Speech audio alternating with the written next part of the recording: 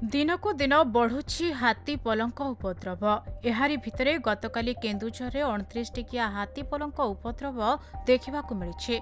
हाथीपल दुईटी घर भांगिबा सह व्यापक फसल नष्ट करिसेंति। एबे सदर रेंज जड़ीचातर गां रतनपुर पहाड़ पाख जंगल रे एही हाथीपल रहितिबा जणा पड़िछि।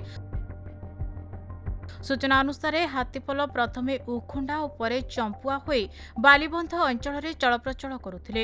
एहापरे गत रविवार सदर रेंज रायकला रे प्रवेश करी निकटस्थ खपराखाई गांव रे दुईटी घर भांगिबा सह व्यापक धान फसल नष्ट करिसेंति। हाथीपल रे 11टी दंता हाथी 12टी माई और 6टी हाथी छुआ रहिसेंति। वर्तमान धान चाष समय रे हाथीपल धान जमी रे चलप्रचल करी व्यापक धान फसल नष्ट करुथिबारु चाषींकर निद हजि जाइछे, जहाँफल हाथीपल को एठारु सुरक्षित स्थान को घौड़ाइबाकू स्थानीय लोके दाबी करिसेंति।